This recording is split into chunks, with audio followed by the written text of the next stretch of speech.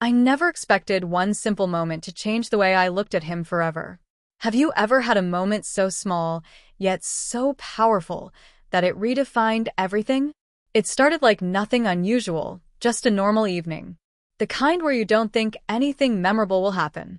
The kind where you don't plan on feeling anything. But some moments arrive without warning, and once they touch you, you can't forget them. But what if that moment was standing right behind you?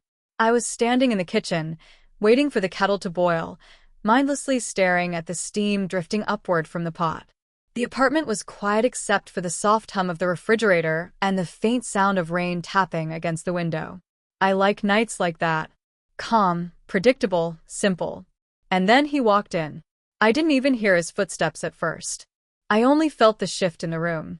That subtle tension that happens when someone steps into your space without saying a word.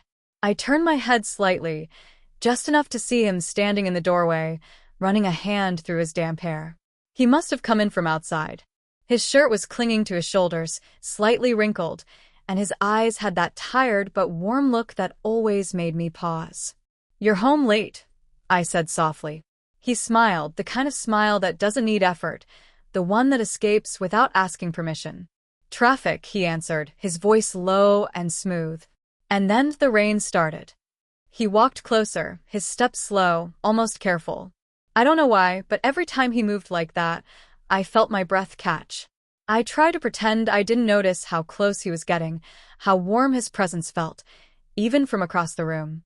"You making tea?" he asked, leaning slightly against a counter. "Yeah," I said. "Want some?"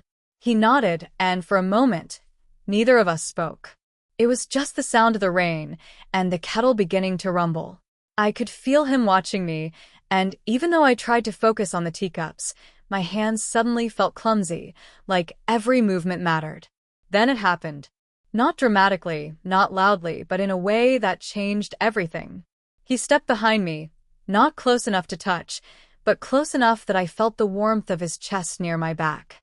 Close enough that his breath brushed my shoulder.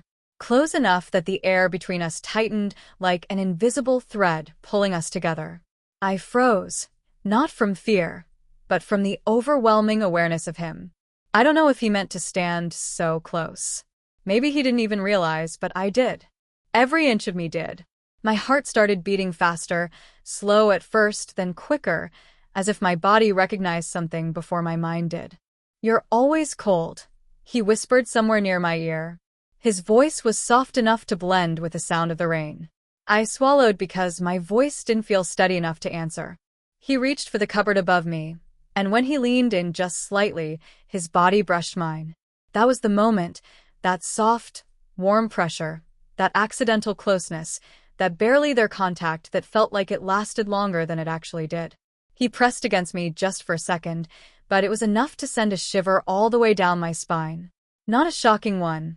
A warm one, a slow one, a kind that made my breath tremble and my thoughts scatter. His arm moved over my shoulder as he reached up, and his chest was right behind me, steady and warm, like he was anchoring me in place. I wasn't sure if he felt it too, that spark, that heat.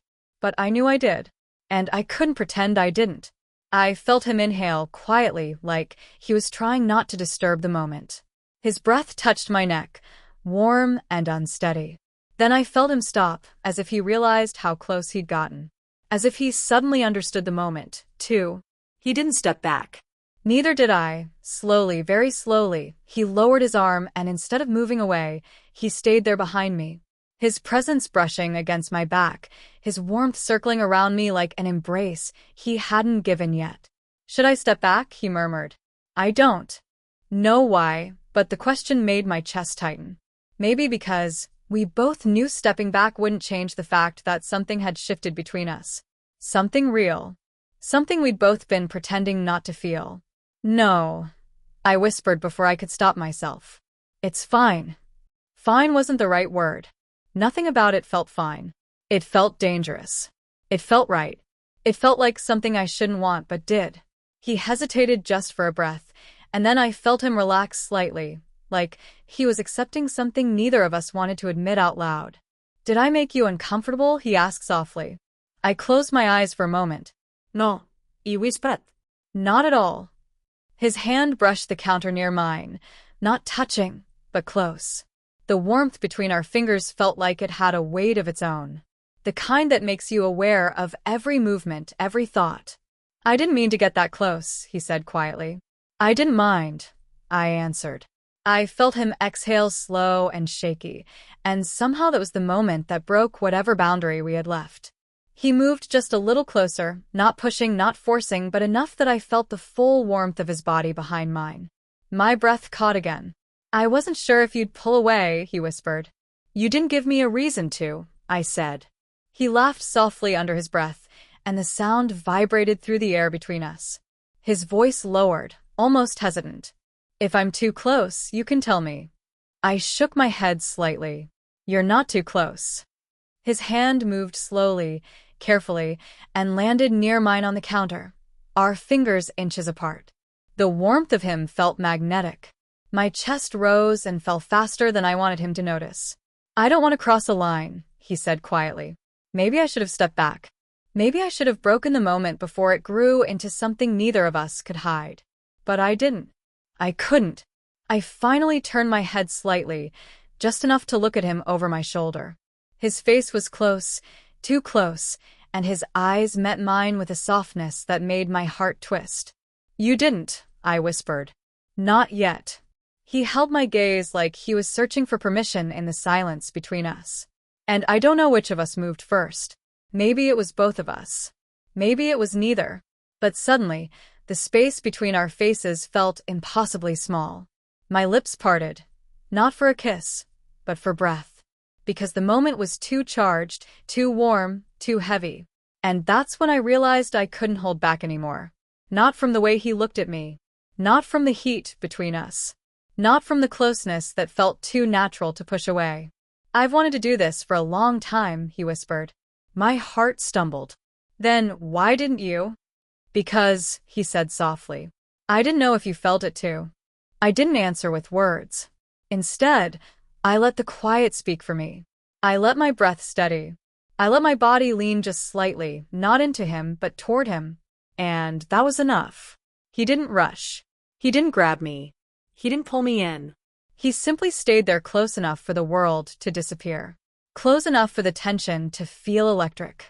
Close enough for every heartbeat to echo between us. He pressed against me, I thought.